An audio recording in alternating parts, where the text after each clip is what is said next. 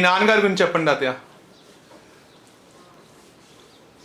31 పుట్టిన 30 సంవత్సరంలో మా నాన్నగారు హైదరాబాద్ వచ్చేసారు. మా నాన్నగారు గట్టిగా మాట్లాడండి. గట్టిగా మాట్లాడుతున్నా కొంచెం కొంచెం. అప్పుడులో మెట్రికులేషన్ పాస్ అయిన వాటిలో మా నాన్నగారు ఒకరు. మందర్ మచిలీపట్నం హిందూ హై స్కూల్లో మెట్రికులేషన్ చేశారు మా నాన్నగారు. ఆ తర్వాత ఊరికే ఉన్నారు, ఖాళీగా ఉన్నారు. హైదరాబాద్లో మేనమామ వరుస అయిన రాజగోపాల్, ఆయన పేరు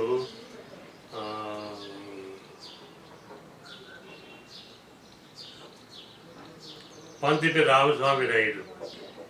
ఆయన పేరు ఏం పేరు? పందిట, ఇంటి పేరు పందిట రామస్వామి నాయుడు. ఇది డాక్టర్, ప్రైవేట్ డిస్పెన్సరీ ఉండేది ఆయనకి. ఆయన భార్య మా తాతయ్య గారికి అంటే శ్రీనివాస నాయుడికి కజిన్ సిస్టర్ అనమాట ఆమె. సో ఆ డాక్టర్ గారు మా నాన్నగారిని నాయుడు అనేవాడు, ఇక్కడ నువ్వు ఖాళీగా ఉన్నావు, వ్యవసాయం రీతితో కాదు, నువ్వు ఇక్కడికి వచ్చేసాయి, ఏదో ఉద్యోగం చేసుకో, నేను చూస్తాను అంటే మా నాన్నగారు హైదరాబాద్ వచ్చేసారు 90లో. Which year? 90లో, 1990లో. 91 పుట్టాను కదా. 41 31 31లో పుట్టాను కదా, 30లో వచ్చేసారు. 31లో పుట్టారు మీరు, 30లో ఓకే. అప్పుడు ఇక్కడే ఉన్నాను నేను పుట్టినప్పుడు. ఇక అప్పుడు బన్సీలాల్ పేపర్ మిల్స్ అని హైదరాబాద్లో ట్యాంక్ బండ్ కిందకు ఉండేది అన్నమాట. అదంతా అడవిలాగా ఉండేది. అక్కడ బన్సీలాల్ది పేపర్ మిల్స్ ఉండేది, క్లాత్ మిల్స్ ఉండేది. అక్కడ గుమాస్తాగా మా నాన్నని ఆ డాక్టర్ గారు అరేంజ్ చేశారు.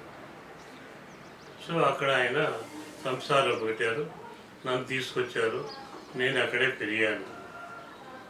ఆ చుట్టూ అడవిలాగా ఉండేది, బోల్డ్ పాములు, ఎక్కడ చూడు పాములే, ఇంట్లో చూడు పాములు. పొద్దుగా నిలిస్తే ప్రతి ఇంటికి ఒక స్పేడ్ లాగా ఉండేది. పాము కనబడితే ఒత్తి పెట్టేసారు, హారలు కొట్టాలి, చుట్టుపక్కలంతా పరిగెస్తూ వస్తారు ఆ కర్ర పట్టుకొని, దాన్ని దొక్కి పెట్టి పట్టుకుని తీసుకుపోయి ఎక్కడో వదిలేసేవాళ్ళు, ఏదో చేసేవాళ్ళు. అట్లాంటి వాతావరణంలో పెరిగాను నేను. ఆ తర్వాత మా నాన్నగారిని RTC road transportation of Nizam's bus depot is separate from the రైల్వేస్కి బస్ డిపోకి సంబంధం లేదు. సో బస్ సైడ్ మా ఫాదర్ని కండక్టర్గా అపాయింట్ చేశారు. చదువుకుంటాడు కాబట్టి కండక్టర్కి ఎక్కువ రోజు చేయలేదు. Is promoted to ticket checker. So ticket checking విషయంలో అటు ఇటు ఊరు తిరిగేవాడు. ఆ ప్రాసెస్లో మేము మహబూబ్నగర్లో ఉన్నాము, నిజామాబాద్లో ఉన్నాము, ఇంకెక్కడో ఉన్నాము, గుర్తురావటం లేదు, ఉండేవాళ్ళం అనమాట. నేను అక్కడే పెరిగిన ఒక్కడే రాజాలాగా ఉన్న సూటు గీటు వేసుకొని మా నాన్నగారిని. ఆ విధంగా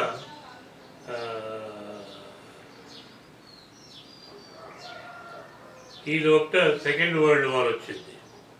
సెకండ్ వరల్డ్ వార్ రాగానే ఆ యుద్ధ టైంలో మా నాన్నగారిని రైల్వేస్ సైడ్కి ట్రాన్స్ఫర్ చేశారు. బస్ డిపో అబాండన్ చేశారు. ఆ డ్రైవర్స్నేమో ఆర్మీ డ్రైవర్స్గా యూటిలైజ్ చేసుకున్నారు ట్రాన్స్పోర్టేషన్కి. అప్పుడు మా నాన్నగారు రైల్వేస్లో క్లార్క్ వచ్చి అక్కడి నుంచి పే మాస్టర్గా ప్రమోషన్ ఇచ్చి ఆయన్ని సెకండ్ లెవెల్కి ట్రాన్స్ఫర్ చేశారు. ఇంతకుముందు ఆర్టీసీ ఉన్నప్పుడు కొంతకాలం కాచిగూడలో కూడా ఉన్నాం. మీ సెకండ్ వరల్డ్ వార్ మెమరీస్ ఏంటి? ఏమంతగా గుర్తుగా లేదు సెకండ్ వరల్డ్ వార్. కాకపోతే సెకండ్ వరల్డ్ వార్లో నేను నాకు 8-9 ఏళ్ళు ఉండేవాడు వచ్చినప్పుడు. అప్పుడు చిలకలగూడలో రైల్వే క్వార్టర్స్, శ్రీకాకుళంలో స్టేషన్ కానీ క్వార్టర్స్ ఉండేవి. అవి రైల్వే కొత్త కట్టారు, రైల్వే వాళ్ళు కొత్త కట్టారు.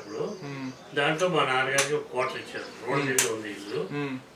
ఆ ఎదురుగా ఏమో ఇంటికి ఎదురుగా ఓపెన్ గ్రౌండ్ ఉండేది, ఓ 3-4 ఏకర్స్ ల్యాండ్ ఉండేది. అక్కడ ఈ రైల్వే రిక్రియేషన్ క్లబ్ ఉండేది. రైల్వే వాళ్ళు ఆడుకుంటానికి రైల్వే రిక్రియేషన్ క్లబ్ ఉండేది. దాన్ని తీసేసి ఆర్మీ వరల్డ్ వార్ వచ్చిందని అన్ని ఆర్మీ క్వార్టర్స్ కట్టేశారు. ఓకే. ఆర్మీ క్వార్టర్స్ కట్టేసి మా ఇంటి ముందే కాస్త దిబ్బలాగుంటే అక్కడ దాని మీద 3 ఇళ్ళు కట్టి బ్లాక్స్, అక్కడ ఆర్మీ ఆఫీసర్స్ యూరోపియన్స్ ఉండేవాళ్ళు, యూరోపియన్స్ ఉండేవాళ్ళు. ఆ తర్వాత బ్లాక్స్లో కొత్తగా అపాయింట్మెంట్ అయ్యే సోల్జర్స్ వాళ్ళు అక్కడ ఉండేవాళ్ళు. కొంత ఓపెన్ గ్రౌండ్ ఉండేది, అక్కడ వాళ్ళ ట్రైనింగ్ ఎక్సెట్రా అయ్యేది. మా ఇంటి ముందు రోడ్డు మించి మార్చింగ్ అలా జరిగేది.